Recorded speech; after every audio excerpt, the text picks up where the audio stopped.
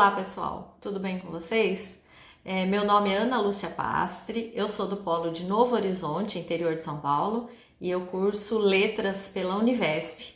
E estou aqui juntamente com meus amigos para a gente apresentar o nosso trabalho de conclusão de curso. Então, com vocês, os meus amigos. Meu nome é Luciane Benassuti, sou estudante de Letras na Univesp, pelo Polo de Santa Bárbara do Oeste. Meu nome é Márcia Bezerra dos Santos, sou aluna Univesp do Parque São Carlos, São Paulo. Meu nome é Gracilda Batista Pereira Bataglia, eu sou do Polo de Artur Nogueira e faço o curso de Letras pela Univesp. Olá, meu nome é Célia Regina, sou graduada em Pedagogia e pós-graduada em Psicopedagogia e atualmente estou cursando Letras na Univesp, Polo Ourinhos. Olá, eu sou a Kátia Fernandes Martins, sou do Polo de Novo Horizonte e curso Letras pela Univesp. Meu nome é Valdir Pereira de Oliveira, sou aluno Univesp do Polo de Santa Bárbara do Oeste. Meu nome é Kelly André de Grécia, faço Letras pelo Polo de Morungaba, fiz Pedagogia e Gestão Pública também pelo Polo de Morungaba. Oi pessoal, voltamos então, vamos dar continuidade falando sobre o nosso trabalho. O tema escolhido foi a função social da leitura e para tanto nós fizemos análise de uma sequência didática da apostila Aprender Sempre, material didático usado pelo Estado de São Paulo aqui nas escolas públicas. Essa sequência didática ela é composta por 8 aulas o nosso objetivo é saber se a função social da leitura está sendo trabalhado nesse material, se o professor consegue passar para os alunos a importância da função social.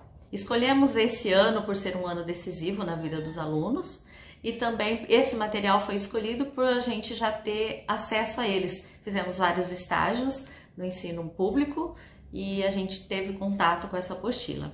Então, nós vamos fazer análise para ver como foi trabalhado, se o professor conseguiu trabalhar a função social da leitura nessa apostila, tá bom? A hipótese a ser defendida é que o material didático utilizado em sala de aula, ele deve fornecer um aporte necessário para que o educador trabalhe a habilidade social da leitura e ela deve proporcionar isso na vida do aluno. Propostas de materiais didáticos devem abordar a perspectiva interacionista e possibilitar que o aluno entre no mundo da leitura reconhecendo as consequências sociais, culturais, políticas, econômicas, cognitivas e linguísticas que a leitura e a escrita têm para a sociedade.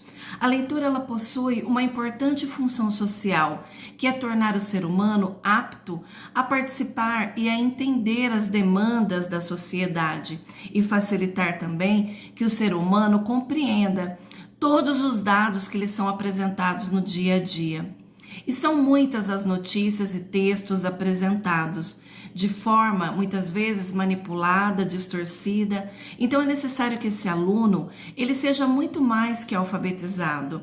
Ele deve construir habilidades de letramento e identificar a função social da leitura. A questão problema a ser respondida pelo nosso trabalho é: os materiais didáticos disponibilizados aos educadores de língua portuguesa da Rede Estadual de Ensino de São Paulo abordam a função social da leitura em seu conteúdo? Visando contextualizar melhor o trabalho, também vamos apresentar algumas teorias estudadas durante a realização deste trabalho. Dentre elas, distinguir as expressões de alfabetização e de letramento. A pessoa alfabetizada ela é capaz de ler, de escrever de forma independente, bastando apenas decodificar os símbolos. Já o letramento é resultado da ação de ensinar e aprender as práticas sociais que a leitura e a escrita nos traz. A leitura ela pode assumir também duas formas: a estruturalista e a interacionista. E a estruturalista é um texto do qual ele é um papel de objeto, do qual o leitor se assume passivo. e receptor deste conteúdo. Enquanto o modelo interacionista, o texto é lido através de construção de sentidos, possibilitando a articulação de sentimentos, e o autor também ele é considerado um sujeito, capaz de interferir em diferentes essências do processo discursivo. Quanto à linguagem, podemos observar que é dividida entre 3 concepções. A linguagem como expressão de pensamento, linguagem como instrumento de comunicação e a linguagem como forma de interação. Na primeira concepção, a linguagem como expressão do pensamento traz um molde tradicional, onde a linguagem representa um ato puramente individual, onde a expressão parte da fala e o receptor a recebe através de signos. Na segunda concepção, a linguagem é vista como instrumento de comunicação e está pautada somente na fonética, gramática e forma léxica, sem nenhuma interação, sem ser o objeto de discussão. Já na terceira concepção, como forma de interação entre o emissor e o receptor, cria um vínculo entre o falante e o ouvinte, entre o escritor e o leitor, possibilitando reflexão sobre o texto. Não há dúvidas que o ideal é trabalharmos a linguagem interacionista, que abre espaço para uma leitura crítica e reflexiva. E analisando a BNCC, vimos que a linguagem de modo a garantir que os jovens participem de forma ativa na sociedade, desenvolvendo seu senso crítico para poder atender às questões políticas e aprender a respeitar as opiniões e diversidades do dia a dia. Apresentando agora os principais resultados da análise da sequência da atividade, que é composta por 8 aulas. Aborda diversos aspectos da literatura e suas conexões com o contexto histórico e culturais. Aula 1. Não só a arte pela arte, com o objetivo de relembrar o estilo literário do poema, conectá-la ao contexto de sua criação e enriquecer a compreensão do texto e referências culturais pessoais. Análise semiótica de imagens. Estudo do poema da Canção do Exílio de Gonçalves Dias. Identificação do eu lírico e figuras de linguagem. Pesquisa de livros literários do século XIX. Observação. A aula prioriza a estrutura do poema, mas deixa de lado reflexões sociais importantes, como identidade nacional e interações entre diferentes grupos étnicos. Aula 2. Nada é por acaso. Ler partes de romance e relacioná-lo com o contexto histórico e identificar efeitos de sentido gerados por recursos linguísticos e semiótico. Leitura de Iracema de José de Alencar, análise do uso de adjetivos e relação do texto com a natureza de figuras de linguagem do século XIX. Observação. Instruções do caderno do professor ficam em diferenciar romances clássicos de contemporâneos e identificar elementos do gênero romance. Função social da leitura. A análise aponta que a função social da leitura não foi priorizada. As atividades poderiam incluir discussões sobre relevância histórica, cultural e política da obra literária. Importância da atualização. Relacionar a literatura clássica com o presente de enriquecer a compreensão literária e desenvolve habilidades de pensamento crítico, compreensão cultural e consciência histórica, preparando os alunos para serem cidadãos informados e engajados. Eu vou falar um pouquinho sobre as aulas 3 e 4, que são nomeadas de Leio, Logo Existo, e tem por objetivo identificar as características do gênero literário romance e reconhecer as peculiaridades desse gênero na formação de significados através da linguagem utilizada.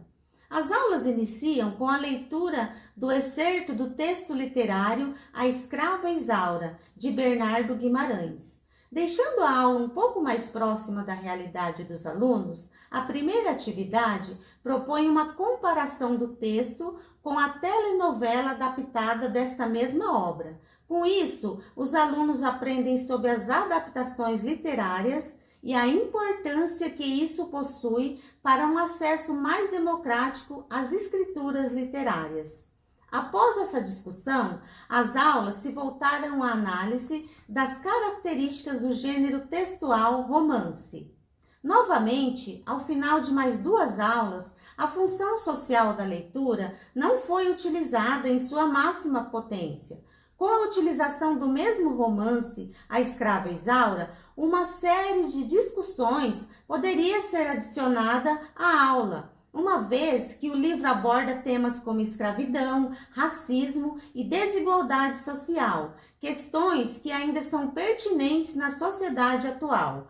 Poderiam também ser incluídas nas aulas aspectos das injustiças sociais, discriminação racial, consequências da escravidão na sociedade contemporânea e desigualdade de gênero. O estudo da literatura poderia atuar como instrumento de reflexão, mostrando como a literatura pode servir como um espelho para a sociedade, refletindo desafios e aspirações que transcendem as fronteiras do tempo. Sobre a aula 5, intitulada Outras Faces, ela vem com o objetivo de analisar a vida familiar e social da época do gênero, a época presente no gênero literário romance, né? Distinguindo algumas características específicas de contexto histórico-social da época que foi produzido. A aula começa com a leitura do texto literário Senhora, de José de Alencar, né? E essa leitura, ela deixa evidente como a sociedade era organizada naquela época, né? Dividida, de um lado, a elite dominante, com personagens privilegiados que detinham poder, e do outro lado, uma sociedade, uma classe menos favorecida, que enfrentava dificuldades financeiras e escassez de oportunidade. E nessa contramão dessas reflexões, elas vêm trazendo também junto com isso as personagens femininas. Os conflitos, né, a dependência econômica que a mulher tinha nessa época, as expectativas com relação ao seu comportamento, pressão social e familiar para que elas se adequassem aos costumes daquela época, né? Aí vem destacando essa identidade feminina e vem propondo essa observação, essa análise sobre o feminino no romantismo brasileiro. Essas mulheres que não tinham voz, pouquíssimas ou não eram ouvidas, que eram submissas a desejos e vontades masculinas, né? E mesmo assim, no entanto, José de Alencar traz as 2 personagens, Aurélia em questão do texto da Senhora e Iracema, que são personagens femininas que, apesar de tudo, têm consigo uma força interior, uma vontade de serem ouvidas, de fazer diferente. A gente traz essa situação, né? Essa situação feminina para os dias atuais e desenvolvemos em aula, negociamos, defendemos posicionamentos, analisamos diferentes perspectivas e com isso a gente consegue sim nessa aula empregar a função social, utilizar a perspectiva de linguagem como interação, leitura crítica, interpretar o mundo através dos textos e reflexão sobre a própria linguagem. Obrigada. Dando sequência nas aulas aí, vou falar da aula cujo tema é Quem Conta um Conto. Nessa aula, o professor vai trabalhar com os alunos aí, literatura, num gênero textual de narrativas, né? Usando aí ver a forma da construção linguística desse conto. E ele vai estar usando aí os fragmentos do conto de Adão e Eva de Machado de Assis, discutindo essa obra aí, se é narrador-personagem, narrador onipresente, narrador-observador, se é na primeira pessoa, ou se é na terceira pessoa, ou narrador onisciente. Feito isso, depois na aula 7 e 8, na sequência, o tema dessa aula é planejamento para produzir. Por quê? Porque os alunos vão produzir um e-book, não é? Seja no celular, seja no tablet da escola, seja no computador, contando a tua história, a história do aluno, não é? Do dia a dia de sala de aula, do dia a dia da casa dele, do bairro, ou o passeio que ele fez, né, que ficou marcado na vida dele. Então ele vai estar produzindo esse e-book aí, que serve para quê?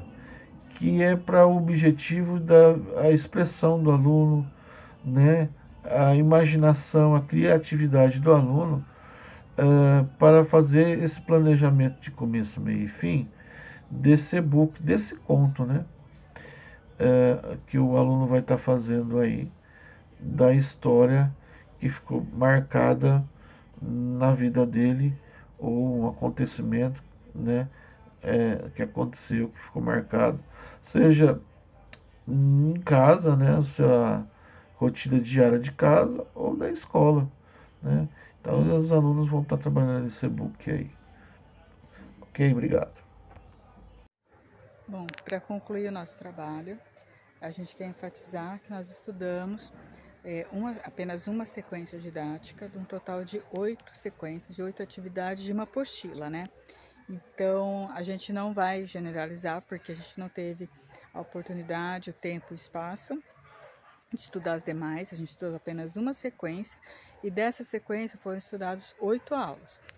E a gente viu que apenas em uma aula estava abrangendo a função social da leitura.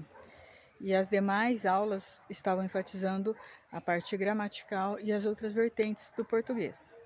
Então, a gente viu que ainda está sendo trabalhado essa parte da gramática, está sendo bem enfatizado, e a função social da leitura ainda é pouco trabalhado. A gente não quer generalizar e falar que o livro todo, a sequência toda é só a parte gramatical, e nem muito menos minimizar a importância dessa parte. Mas a gente viu que está sendo ainda pouco trabalhada a função social da leitura, e que é importante isso para a vida dos alunos, né?